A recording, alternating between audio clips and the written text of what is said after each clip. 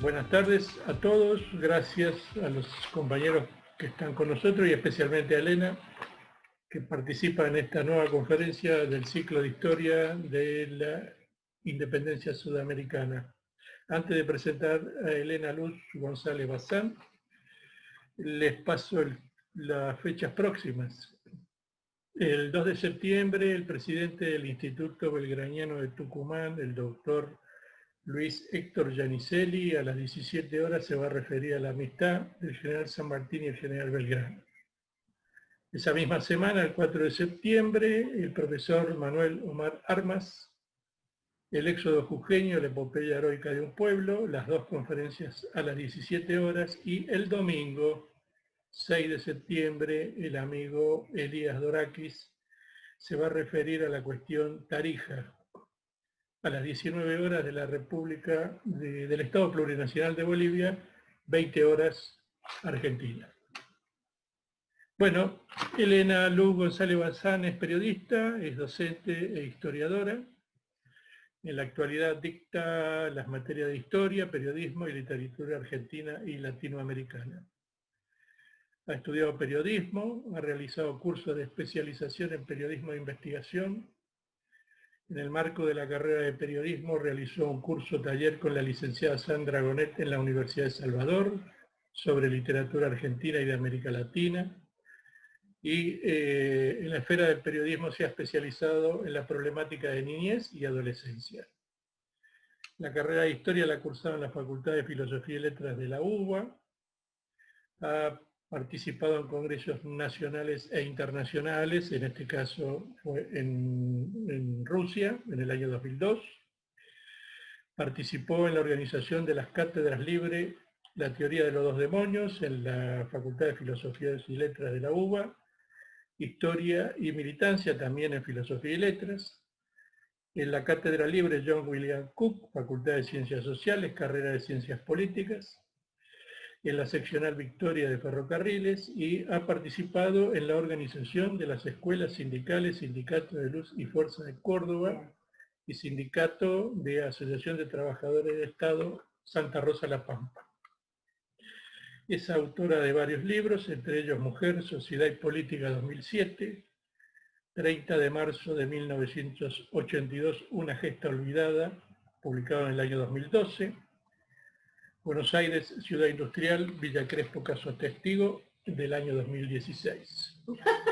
Tiene en preparación un libro literario, que ahora todavía no lo ha titulado, una publicación sobre trabajo infantil en Argentina, una segunda Juventud Trabajadora Peronista JTP en las entrañas del movimiento obrero. Y ha sido moderadora en el Congreso Ferroviario en San Cristóbal, provincia de Santa Fe.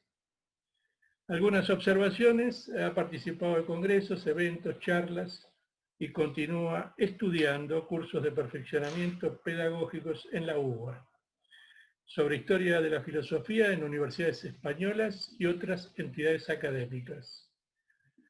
También ha realizado cursos para la cuestión pedagógica en este momento de pandemia, y ha participado de 3 videos documentales, uno sobre derechos humanos, otro sobre Paquita Bernardo, la primera bandoneonista, y sobre los 150 años de los ferrocarriles argentinos en Canal 7 ATC. Colabora en las páginas periodísticas Latitud Periódico, www.latitudperiodico.com.ar, Villa Crespo Digital, www.villacrespomibarrio.com.ar, y además en la Secretaría de Prensa y Cultura del MONAREFA, que es Movimiento Nacional por la Recuperación de los Ferrocarriles Argentinos. Querida Elena, cuando vos quieras, comenzamos.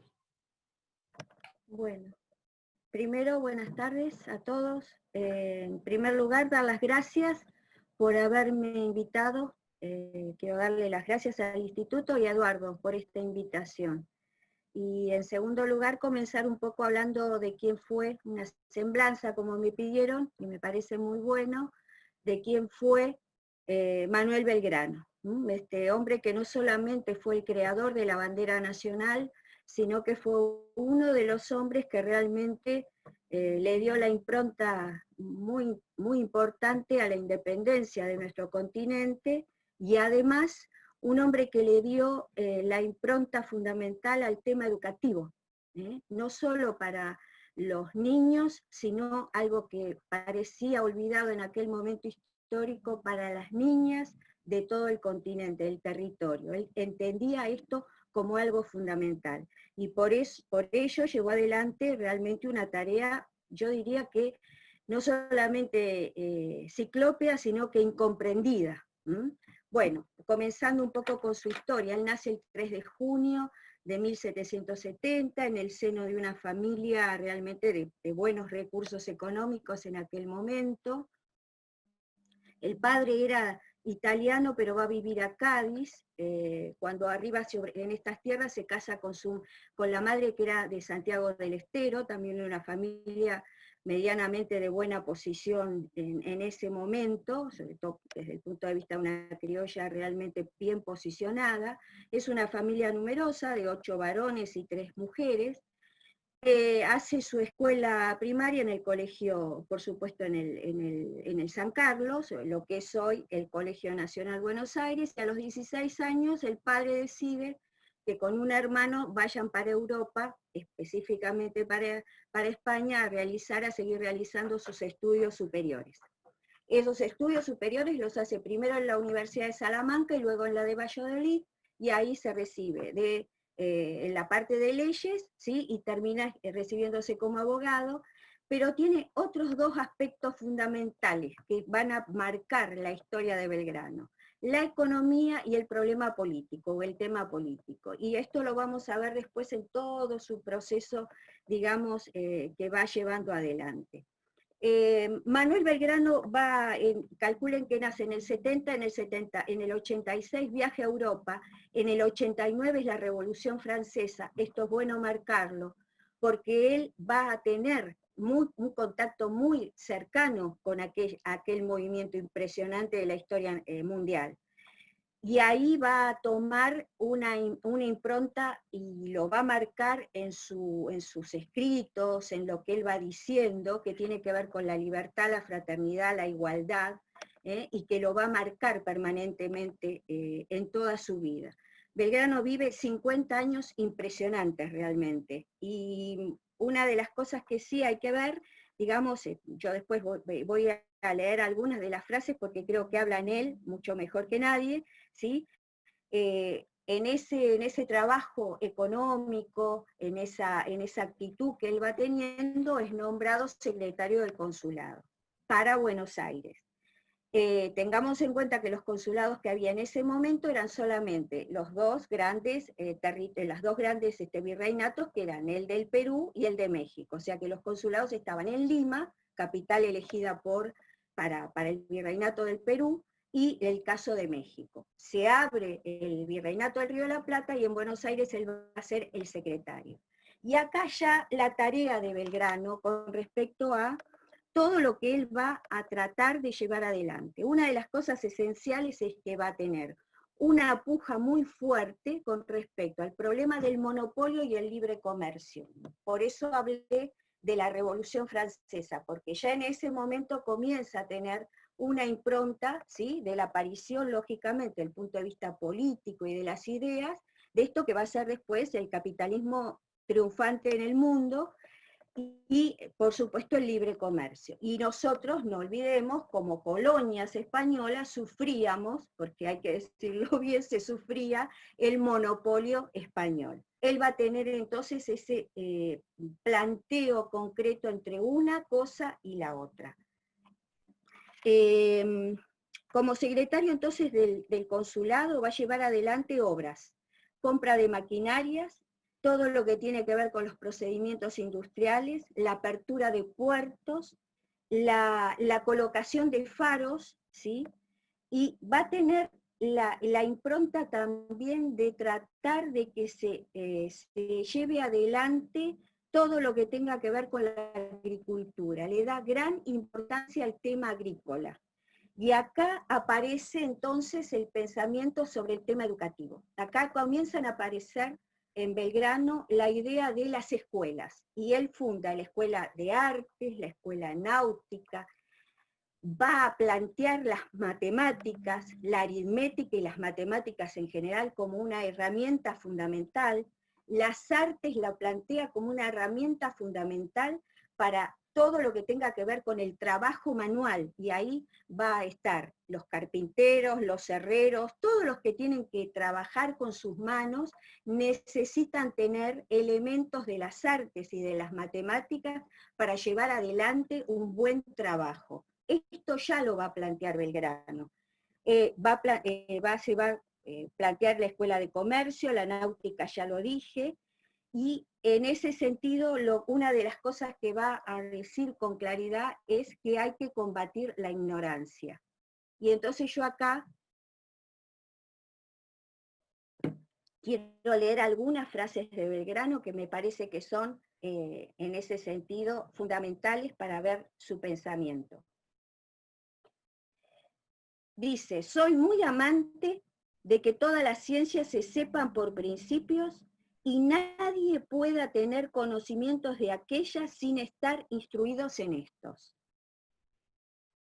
Y también dice algo que está muy bueno: el hombre, por su naturaleza, y esto tiene que ver con el mundo del trabajo, aspira a lo mejor, pero por consiguiente desea tener comodidades y no solo se conforma con comer. Luego, sobre el tema de la educación, dice: un pueblo culto nunca puede ser esclavizado. Y sobre las escuelas va a decir, porque él aboga por las escuelas en todos los niveles: fundar escuelas es sembrar en las almas. Luego sigo con algunas otras que son realmente impresionantes. Bueno, ustedes ya saben, Belgrano se destaca en el tema de las invasiones, tiene un pequeño, digamos, trabajo en ese sentido, pero su trabajo realmente va a ser mucho posterior, ¿sí? No es un hombre indudablemente de las armas, luego lo vamos a ver cómo este patriota tiene que hacerse a las armas, porque él no nace, él realmente no hace la carrera de las armas, pero realmente él se hace y lleva adelante una disciplina impresionante. Por eso los ejércitos de la libertad, de la independencia en América realmente tienen un gran reconocimiento hacia el trabajo de Belgrano. Y el que mejor reconoce esa tarea, hoy escuchaba que va a haber un tema sobre la correspondencia y sobre la relación entre San Martín y Belgrano, es justamente José de San Martín. Hay una cosa que es importante en la vida de Belgrano, que es el planteo cuando ya llega el tiempo de pensar una vez que España es ocupada por las huestes napoleónicas, en el tema de, bueno, qué va a pasar en estas colonias, qué pasa en esta realidad, y pensar en la independencia. Y entonces Belgrano se va a plantear la famosa monarquía constitucional, donde va a aparecer la famosa Carlota, ¿sí?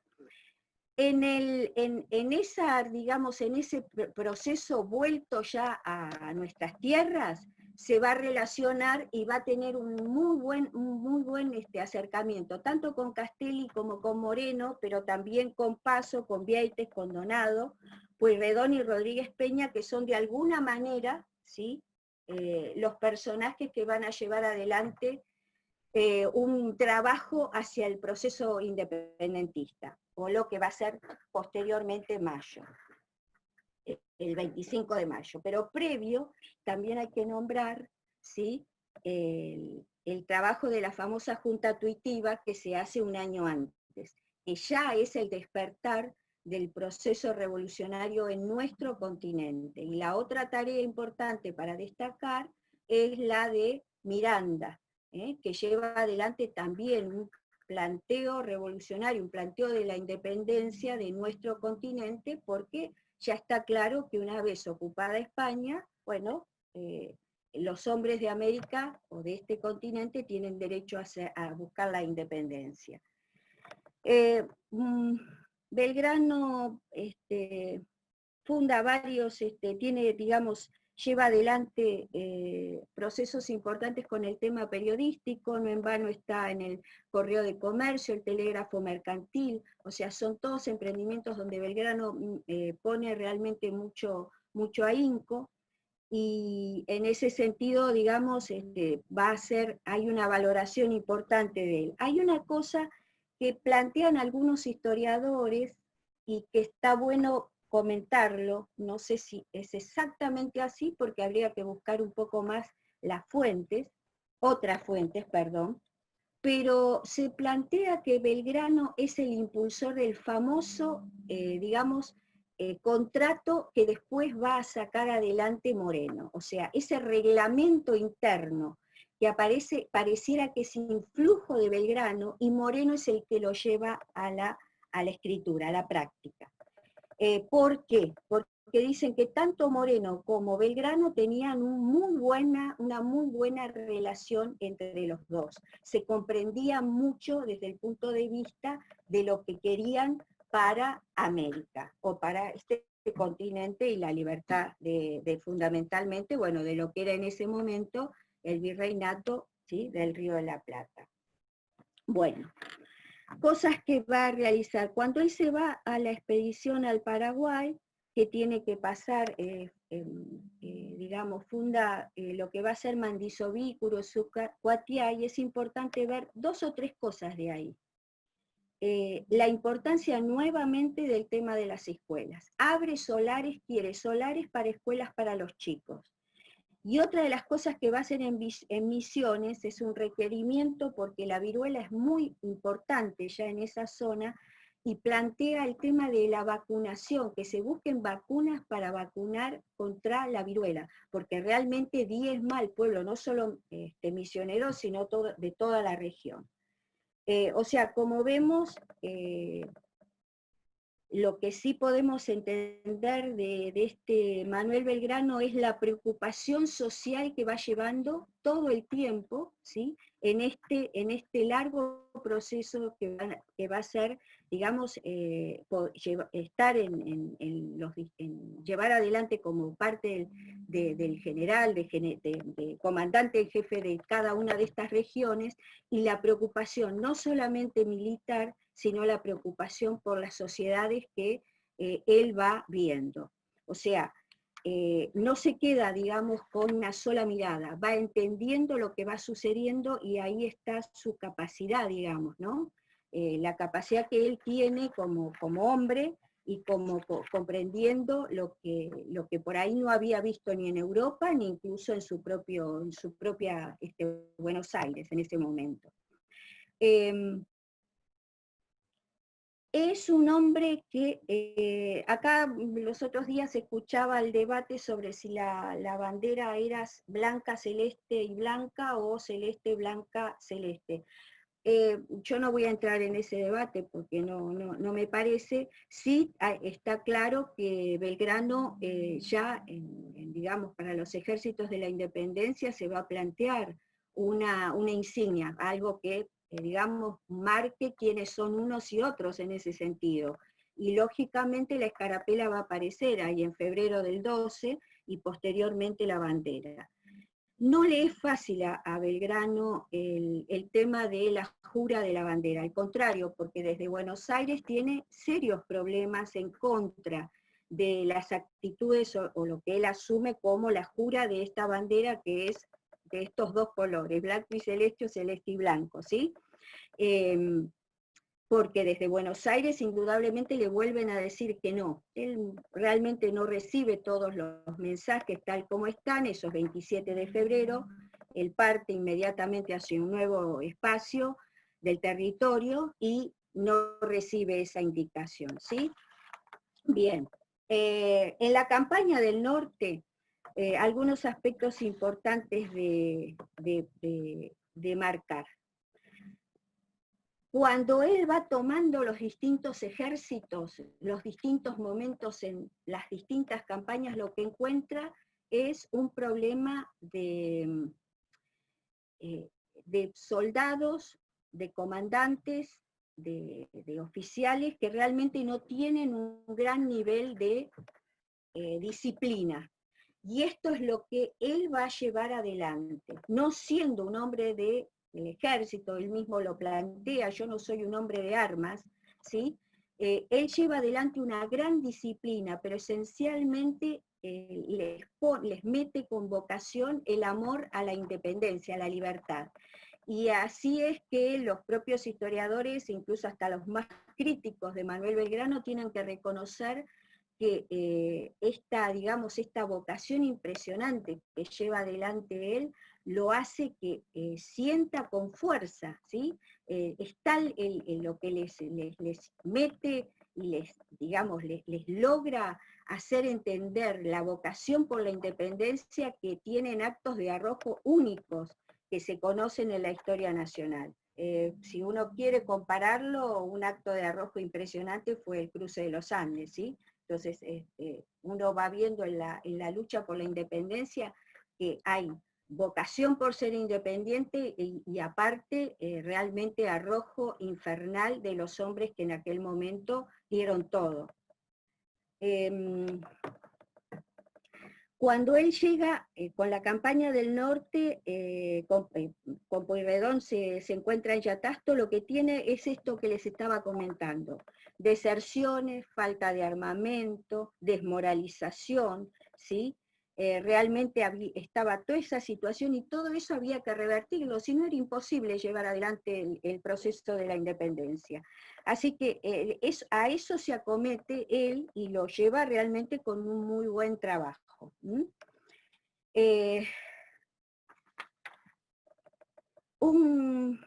Esperen que como tengo mi ayuda a memoria, voy entonces con algunos aspectos del éxodo jujeño. Quiero leerles algunas frases que me parecen también, ¿no? Cuando hablaba del tema de la libertad: la vida es nada si la libertad se pierde. Que no se oiga ya, fíjense ustedes, ¿no? Que no se oiga ya que los ricos devoran a los pobres y que la justicia es solo para aquellos. Y cuando hablábamos del tema de la agricultura, fomentar la agricultura, animar la industria, por eso decía, ve la Revolución Francesa, ve la realidad que se empieza a marcar en Europa con la revolución industrial, porque piensen ustedes que hay un primer momento del proceso industrialista manufacturero más, en 1600 y pico en Inglaterra, después sí va a ser lo que denominan la mayoría de los historiadores la segunda revolución industrial, que se va a dar 1820 aproximadamente, que ya ahí sí es un desarrollo importante, pero él ya ahí ya tiene claro el tema de la industria, por eso quiero leerles pero que se me apagó el celular. Fomentar la agricultura, animar la industria y proteger el comercio son los tres importantes objetos que deben ocupar la atención. Luego dice: la agricultura es la madre fecunda que proporciona todas las materias primas que dan movimiento a las artes y al comercio.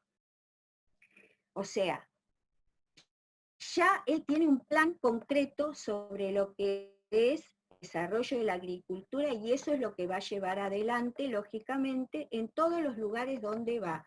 Claro que tiene que prestarle atención, lógicamente, a la guerra, y la guerra es compleja. Bien.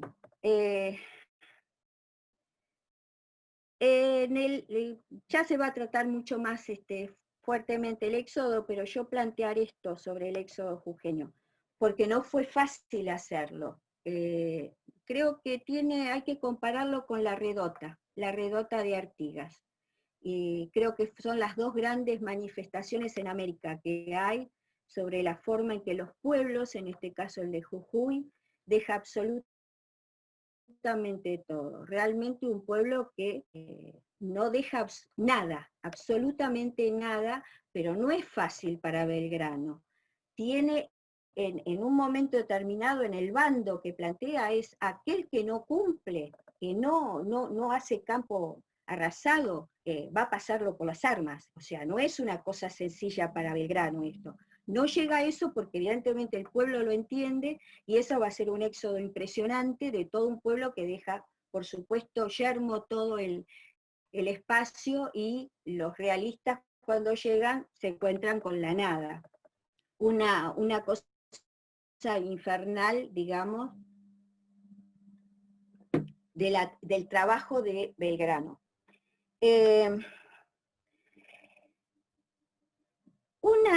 Creo que, esperen que tengo acá otra cosa más, quiero también comentarlas, leerlas, porque por eso me parece que está bueno.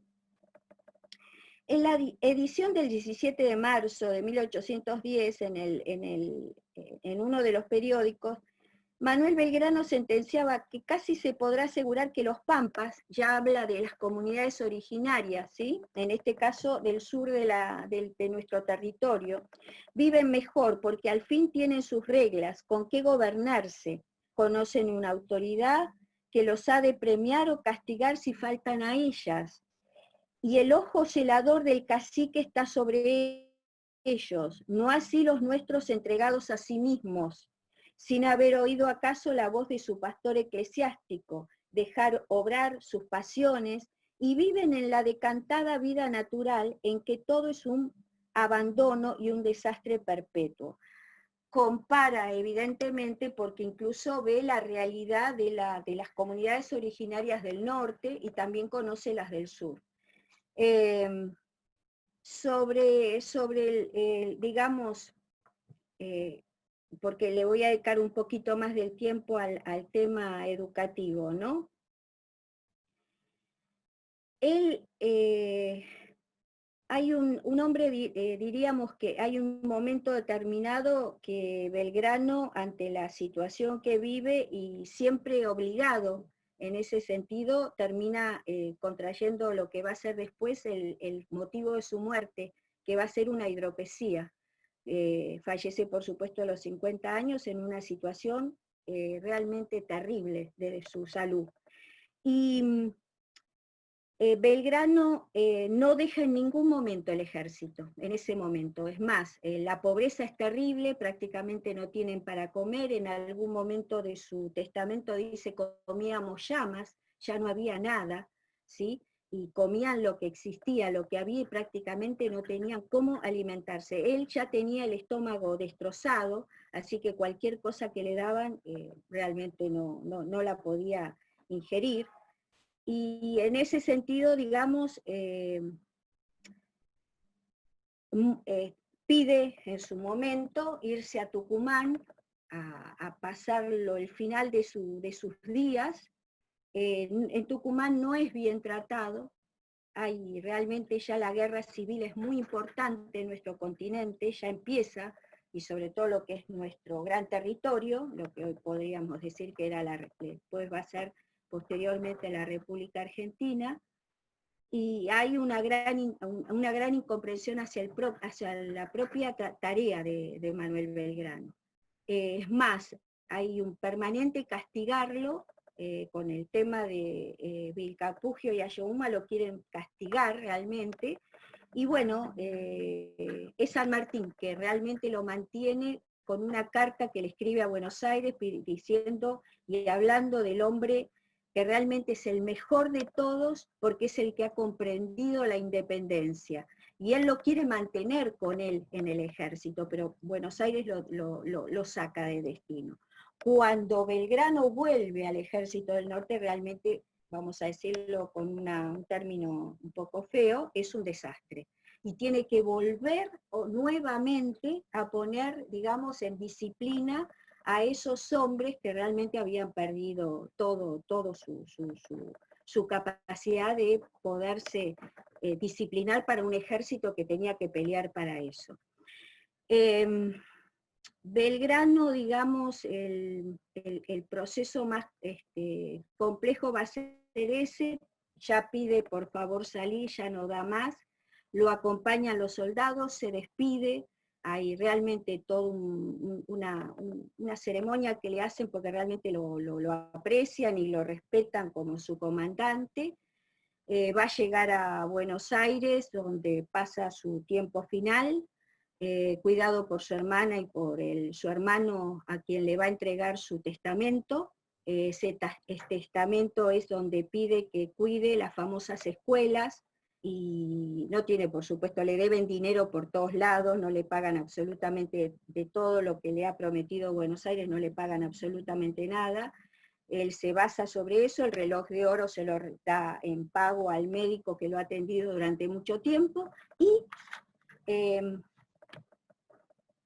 fallece en condiciones, realmente no lo recuerda más que un solo periódico del momento, y Belgrano va, digamos, sus restos van a descansar en el convento de Santo Domingo. Ese es el final de Manuel Belgrano.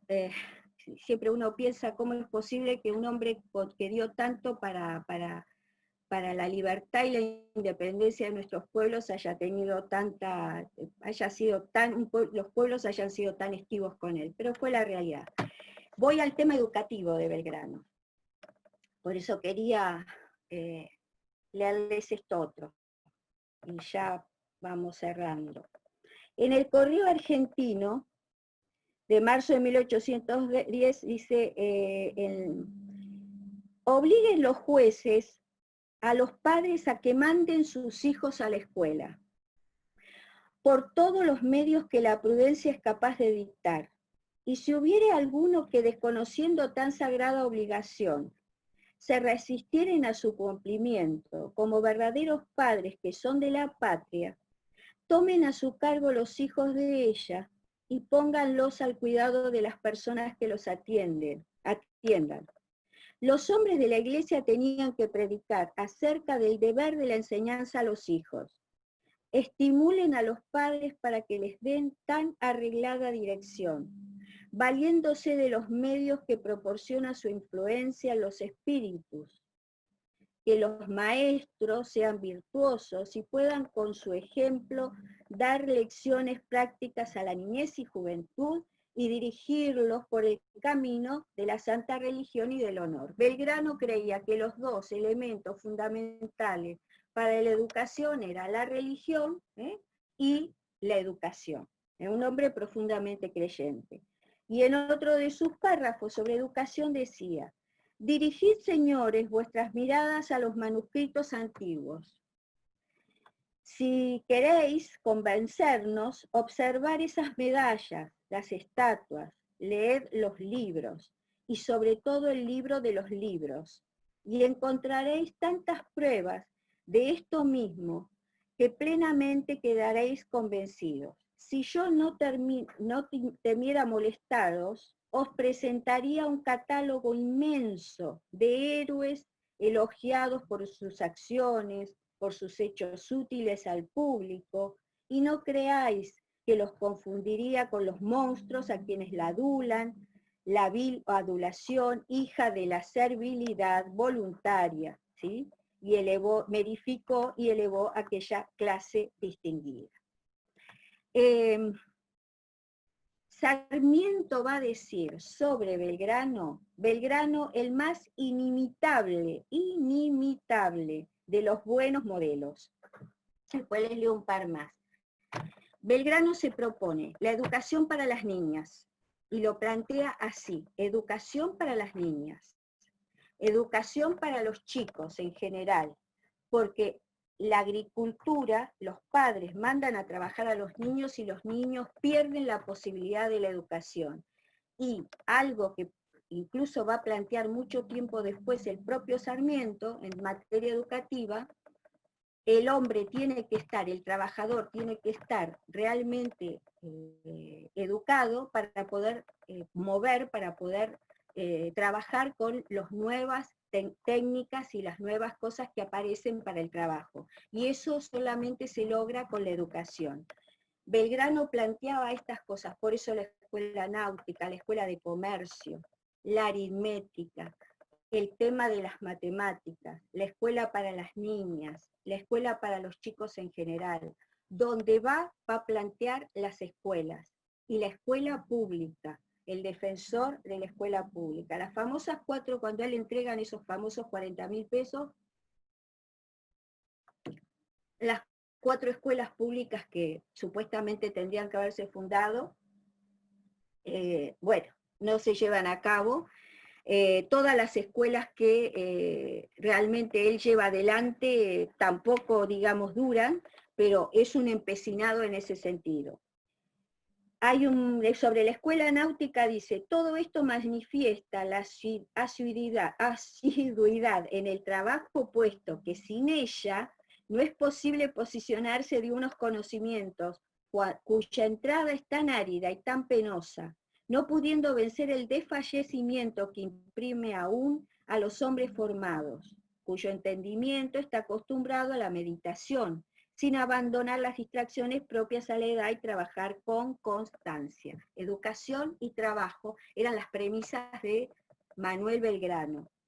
Y también establece que se plantea, digamos, la realidad y la necesidad, ¿sí?, de que esta educación llegue hasta todos los límites. ¿Por qué? Porque los pueblos que no tienen educación van a ser esclavizados. Cuando leía la primera frase. Cierro con este homenaje que siempre me parece bueno recordar, que es sobre las mujeres cochabambinas, las mujeres de Cochabamba.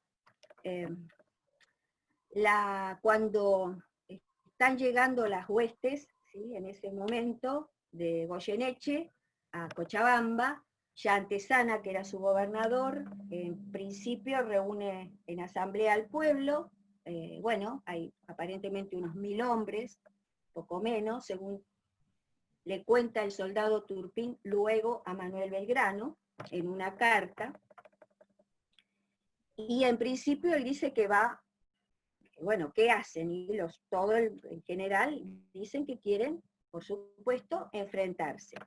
Al rato, Antesana decide que se ha rendido, y las mujeres dicen que ellas van a pelear.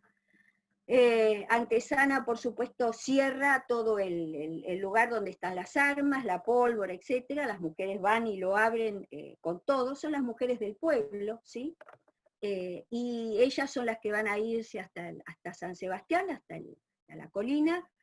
Se calcula que están más de 3 horas enfrentando las huestes, por supuesto mueren la mayoría de ellas. Aparte la carta del soldado Turpín, está, digamos, el testimonio de 2 de las hermanas, ¿sí?, que son las que luego van a poder contar lo que fueron aquellas jornadas. Y cuando Belgrano se entera, ¿sí?, de esta acción, que deja, por supuesto, la lista todavía no es completa, ustedes sabrán que, bueno, en Bolivia hay un monumento a la mujer boliviana, y el 27 de mayo es el Día de la Madre Boliviana en honor a las mujeres cochabambinas. Y bueno, en ese momento, digamos, la lista es aproximadamente unas 30 mujeres, lo que queda, y realmente mueren muchísimas, ¿sí? Y Belgrano entonces establece que todas las noches al pasar lista, cada oficial de cada cuerpo militar, lo leo porque me emociono cuando lo cuento, preguntaba en voz alta, ¿están las mujeres de Cochabamba? Y el otro oficial contestaba, gloria a Dios, han muerto por la patria, todas en el campo del honor. Y siempre me parece que ante la situación de no reconocimiento, porque tenemos mujeres como Juana Zurduy, como Vicenta Aguino, que tiene la primera lugar para con pólvora, donde abastece a los ejércitos libertadores y con armas clandestinas. Ahí hay mujeres incluso de las comunidades, mujeres negras, mujeres de las clases más bajas, como se plantea, que van a ser de correos con los ejércitos libertadores, y muchas de ellas son degolladas, muertas, abusadas por los realistas.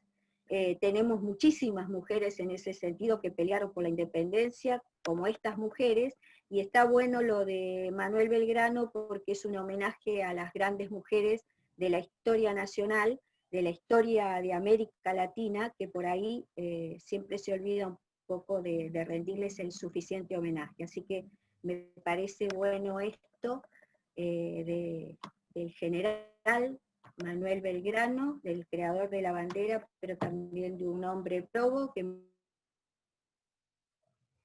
murió teniendo la fortuna que tenía, llegó totalmente para la independencia fuera de los errores que todos podemos tener. Así que bueno, yo quería cerrar con esto, agradecer nuevamente que me hayan invitado para hablar de este hombre, de este gran patriota que fue Belgrano, y bueno, y desear mucha suerte para todos los que vengan en las próximas conferencias. Gracias. Muchas gracias, Elena. Si alguien quiere preguntar, puede abrir su micrófono. Yo les he quitado el bozal que les había puesto de entrada, ahora que Elena terminó su conferencia. El bozal. Sí, un bozal tecnológico le pusimos. Está bien, está bien. Bueno, y alguien quiere preguntar, alguien quiere intervenir, y si no, esta es nuestra conferencia de hoy. Dale, abrí tu micrófono, Horacio. No, pero digo que te están pidiendo la palabra. No veo, ¿a quién me pide? Francisco Marañón. Sí, que abra su micrófono. Sí, Horacio. Ahí está, ahí está.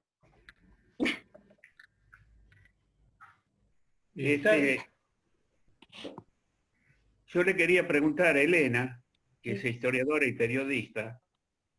A mí me gusta mucho la historia de Belgrano. Y hace 2 semanas compré este libro. Quería saber la opinión de ella, que todavía aún no lo leí. Quería ver la opinión personal.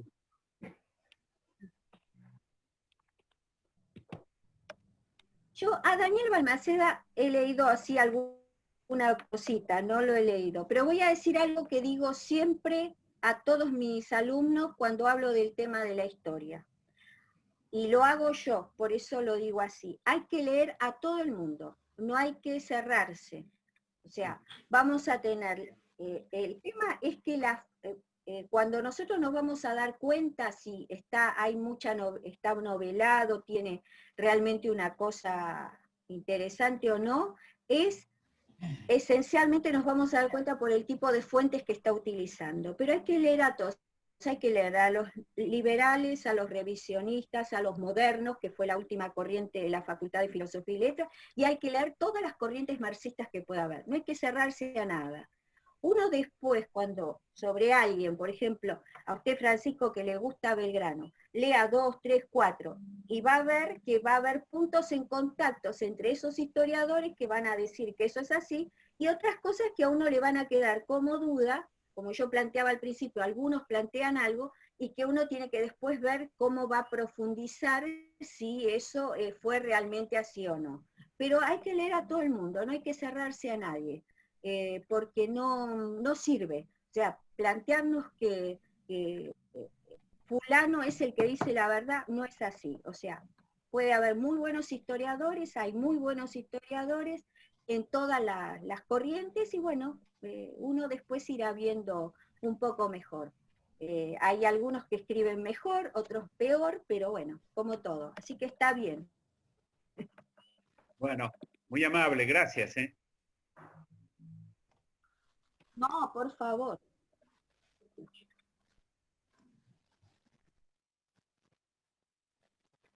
Pueden intervenir y abrir sus micrófonos cuando quieran sobre algún tema en particular. Yo ahí, bueno, planteé una pregunta, no una pregunta, si podías desarrollar lo de Belgrano con respecto como precursor de reforma agraria en el virreinato. Claro. Lo que decíamos antes, ¿no? La primera reforma agraria que hay en el país, mírenme a mí, digamos, en lo que puede ser el Sudamérica, ¿sí? Esencialmente, va a ser la de Artigas en 1815. Ahora, Belgrano, ya en la época que estamos hablando, sin tener, digamos, una relación clara sobre el tema del agrario, va a plantear la importancia de lo agrario, la importancia del trabajo de la tierra.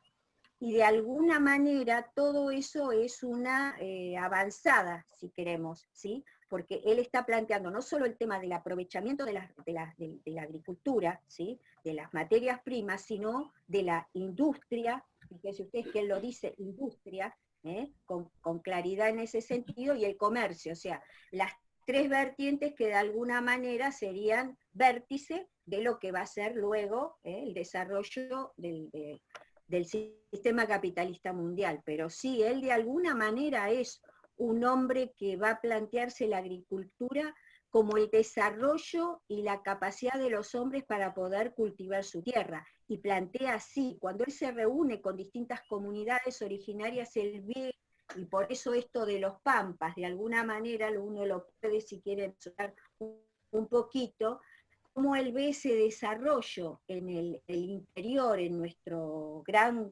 virreinato, porque en ese momento todavía hasta el 16 fue el virreinato, luego fueron las provincias del Río de la Plata, o las provincias unidas del sur, como queramos denominarlas, y cómo el tema agrícola es importante. Por eso las escuelas, fíjense ustedes que al manifestar el desarrollo de las escuelas, manifiesta el desarrollo fundamental de la agricultura, ya ve el tema de la industria, por supuesto ve el tema del comercio, lo que por ahí no hablé mucho, que fue en un momento determinado, él ve al monopolio español como una traba fundamental al desarrollo de lo que podemos llamar el libre comercio, ¿sí? Hay un antecedente grande, importante, que es la proclama a los pueblos de Misiones, ¿no? Claro, ¿sí? Donde, ¿Se acuerdan que algo que me pareció que dije, si no se me pasó? Sí, sí. La proclama a los pueblos de Misiones es fundamental. Por eso digo, él donde iba, por eso como no me gusta, digamos, extenderme mucho, yo trato para que podamos todos intercambiar, pero en esa proclama de Misiones sí, claro, él tiene él ve dos realidades, podemos decir, ve las distintas realidades. Una es Buenos Aires y va a haber un momento en que va a ser claramente, digamos, contundente la crítica hacia Buenos Aires, y otra es cuando empiezas a circundar todo lo que es territorio y se encuentra incluso con caciques, con quienes entabla buenas relaciones, no teniendo totalmente acuerdos, pero buenas relaciones y de poder ir viendo ese desarrollo. Sobre todo que el norte, digamos, tenemos en el norte de lo que es nuestro país, o en el norte de lo que es Paraguay, toda la parte del continente, todo lo que era el virreinato y demás, las provincias unidas del Río de la Plata, un proceso de avance, de desarrollo de las comunidades originarias muy importante. Ahí ya hay cerámica importante, agricultura, un nivel de telado, de telar, de manufactura que llevan adelante las comunidades con un importante desarrollo. Así que todo eso de alguna manera él lo ve, sí. y a mí me gustaría consultarte un tema. ¿Puedo? Sí, creo que sí, porque este tema hemos discutido en el instituto. ¿Cómo vos valorás la propuesta de él de un rey inca? Ah, sí.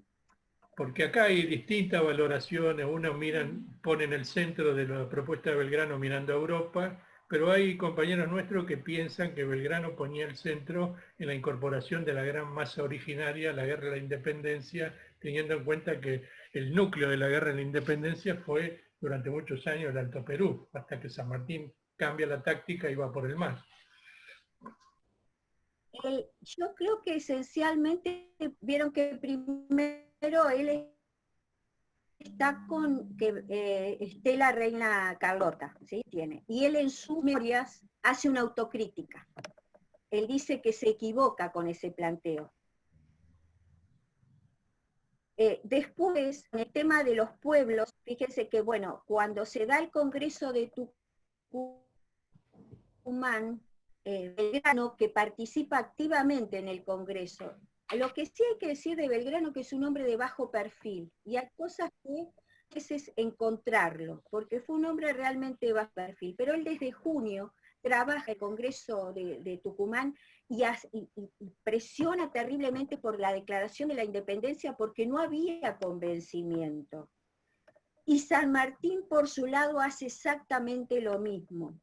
Ahora, lógicamente, con esto que estamos viendo, él, al llegar hacia Paraguay, hacia el norte, hacia el Alto Perú, él ve la importancia y la prevalencia de los pueblos indígenas en esa zona. Y tengamos en cuenta que los incas, el imperio inca, llegó, según lo confirmado hasta hoy, hasta el norte de Córdoba llegó su influjo. Y otros ya antropólogos y arqueólogos están planteándose que podría haber llegado hasta el norte de la provincia de Buenos Aires. O sea, el influjo del mundo incaico en toda esa zona era muy grande. Y lógicamente, él cuando plantea, me parece a mí, es mi opinión, con lo que tengo de elementos, habría que estudiarlo un poco más profundamente por ahí, creo yo que para él es importante la incorporación de todas estas comunidades, de todo este mundo, porque este mundo incaico, este mundo, mejor dicho, indígena, ocupa toda esa gran parte del territorio. Una cosa es Buenos Aires y otra cosa es todo el norte o centro-norte de lo que va a ser el virreinato. Por eso el planteo me parece a mí del tema. Lo que él sí siempre, para un caso y para el otro, es la monarquía constitucionalista. O sea, lo que él llama una monarquía constitucional, si quiere.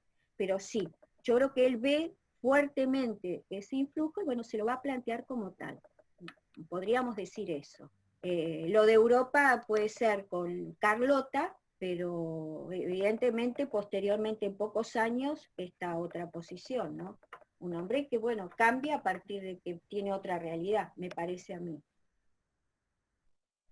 Gracias, quería conocer tu opinión sobre ese tema. Una cosa más que me quedó, vuelvo al tema de la tierra. Dale. A mí me parece que en algún escrito anterior de Belgrano hay una diferenciación entre agricultor y latifundista. Sí, ajá. Porque él considera que el latifundista es un explotador de ese agricultor. Él defiende al agricultor, hay un escrito sobre eso. Uh-huh. Viste que te leí, viste que leí yo, por eso que está bueno, si volvemos, era que te lo busco para leerlo. Él tiene, por supuesto, él sabe, me parece a mí, me da la impresión, de que con el paso del tiempo, con la realidad que va viviendo, habiendo tenido que ocuparse digamos, del Alto Perú, de Paraguay, de haber estado en el norte, ve toda una realidad social con el tema, lógicamente, Se cortó. que lo hace ver la diferencia entre unos y otros, pero no solamente en el tema por ahí de Buenos Aires, sino lo que ve en el interior. Y esa frase que yo, por eso me parecía que estaba buena leerla, cuando él dice que no se oiga ya que los ricos devoran a los pobres y que la justicia es solo para aquellos. Él no lo está diciendo en vano, él lo está diciendo en el marco de una realidad que él de muchas formas lo ve. Y tengamos en cuenta que Belgrano viene de una familia más que acomodada económicamente. O sea, se tiene claro que Belgrano toda su fortuna la entrega para distintas misiones. Así que sí, de alguna manera él diferencia, sí, por ahí no con, ¿cómo sería? Habría que buscar todos los escritos, yo he visto unos cuantos, pero no por ahí todos, ¿sí? Pero bueno, buscando más profundamente, seguramente hay muchas más cosas que tienen que ver con esa diferenciación. Él defiende al agricultor, sí, sí, la agricultura es fundamental para el desarrollo, pero bueno, lógicamente el latifundio, el acaparamiento es otra cosa. Sí, yo creo que en la época del consulado él escribe algo sobre eso y sobre la distribución de tierras baldías. Me parece que por ahí. Una cosa más. Una cosa más que es una cosa que me llamó la atención. San Martín diferenciaba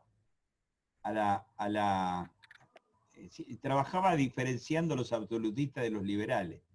Cuando él decía los godos, lo hacía refiriéndose a la nobleza absolutista, que se decía heredera de los visigodos, y diferenciaba a la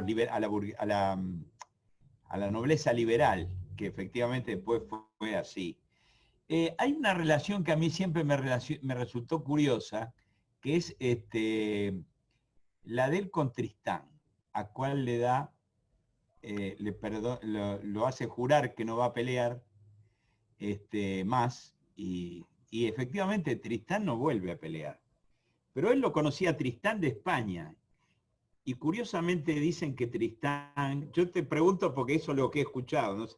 Tristán había abandonado los estudios que estaba haciendo con Belgrano y se fue a Francia. Y después volvió, entonces siempre me quedó la idea de que era de ese sector al que diferenciaba también San Martín. Trabajando sobre esa diferencia entre los absolutistas y liberales. A mí no me llama la atención que él planteara la monarquía, porque Martín Díaz, el empecinado, le plantea también la monarquía constitucional a Fernando VII.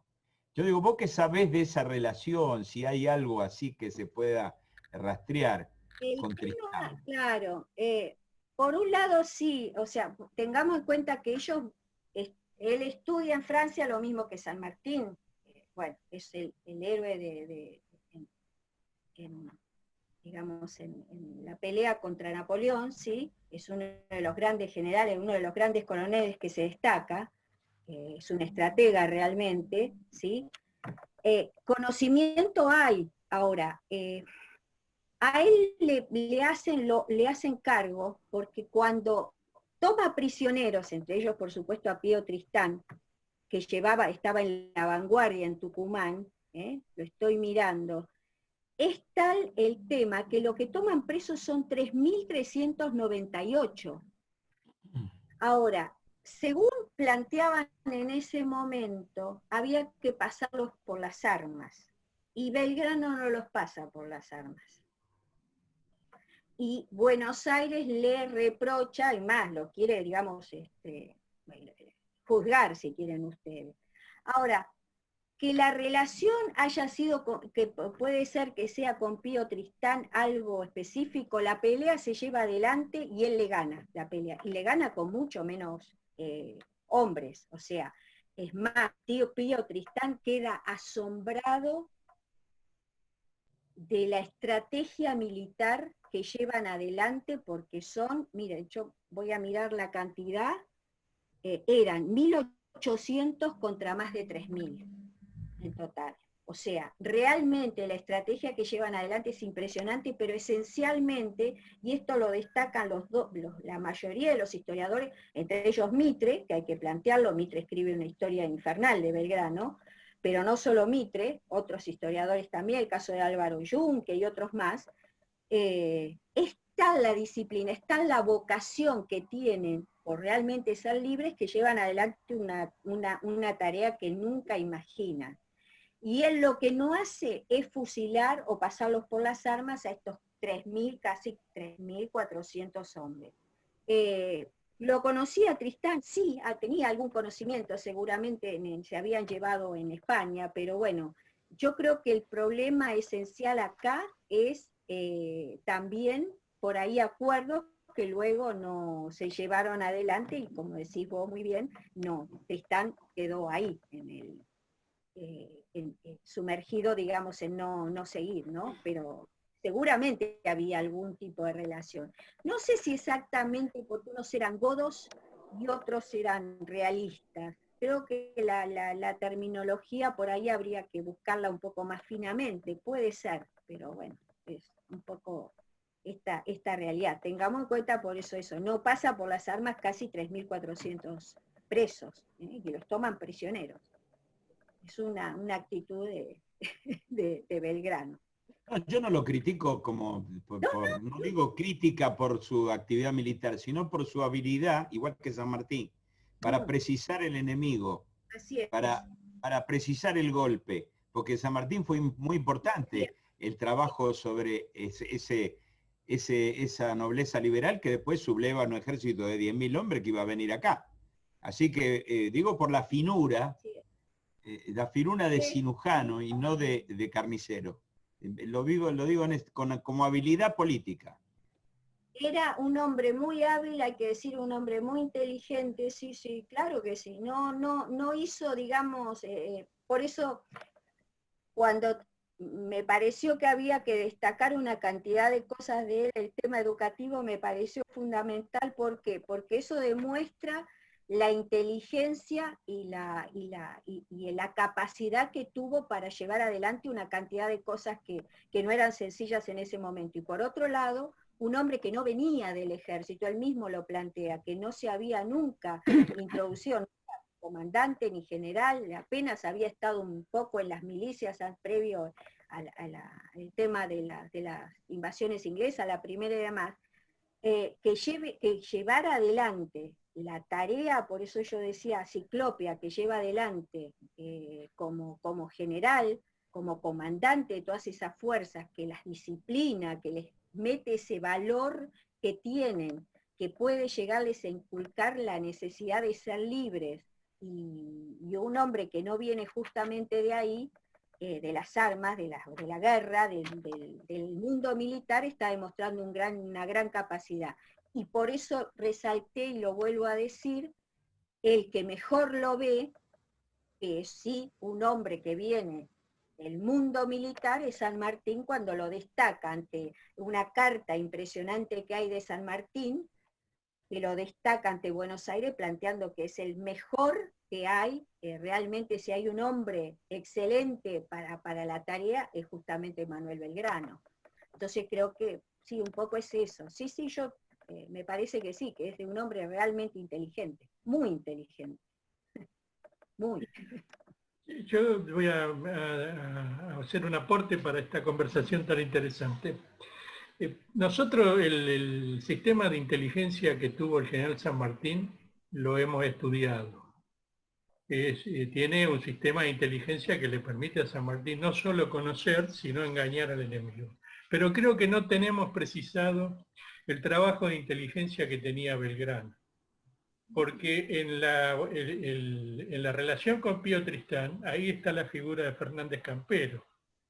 Y las mujeres, la Juana Moro, que era el enlace entre Fernández Campero y Belgrano y Güemes, que es clave en la batalla de Salta, porque en la batalla de Salta Fernández Campero retira al ala izquierda y precipita la derrota de Pío Tristán, que después Belgrano, creo que era una cosa muy acertada, rompe con la tradición de la guerra de la independencia, donde no había prisioneros, se fusilaba o se pasaba por las armas a todos los prisioneros.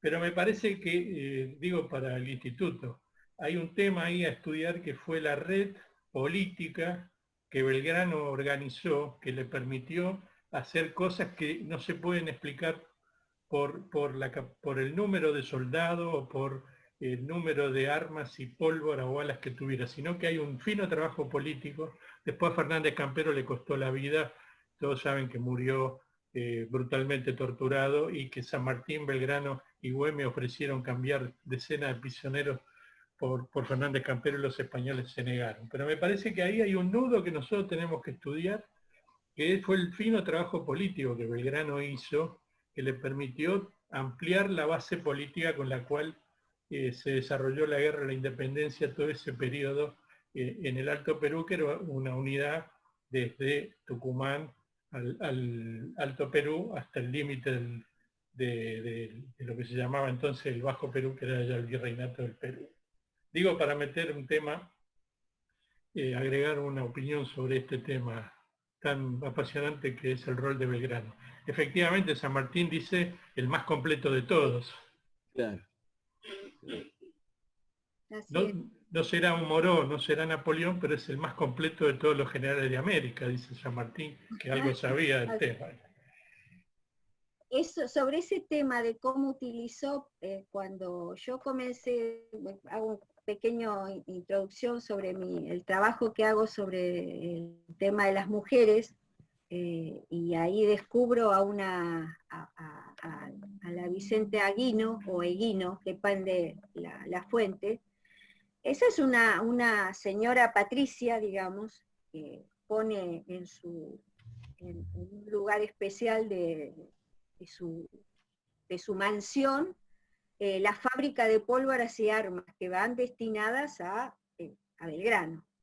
Y también tiene una cantidad de mujeres cholas, mestizas, que trabajan como mensajeras, como correos, que incluso se meten en las filas realistas y le van sacando información. O sea, y eso es uno de los elementos que podemos decir o podemos a mirar esto, ¿no?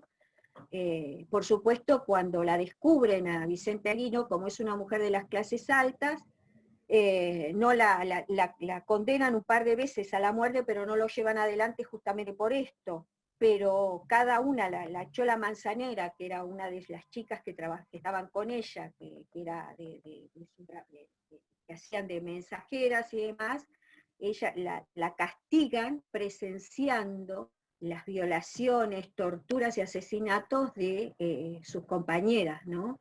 Que fueron realmente terribles. Entonces, esto era un proceso importante en ese sentido, de trabajo subterráneo, de espía, si queremos.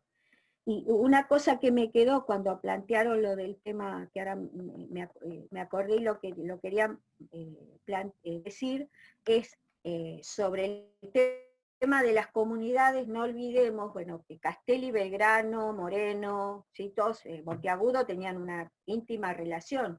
Castelli es el hombre que va a defender a las comunidades originarias en el virreinato del Perú, en Lima, y tiene, por supuesto, una posición en ese sentido, y eso es compartido, ¿no? Que también por ahí eso ayuda a ver un poco mejor. Pero bueno, sí, es un tema muy interesante para ver.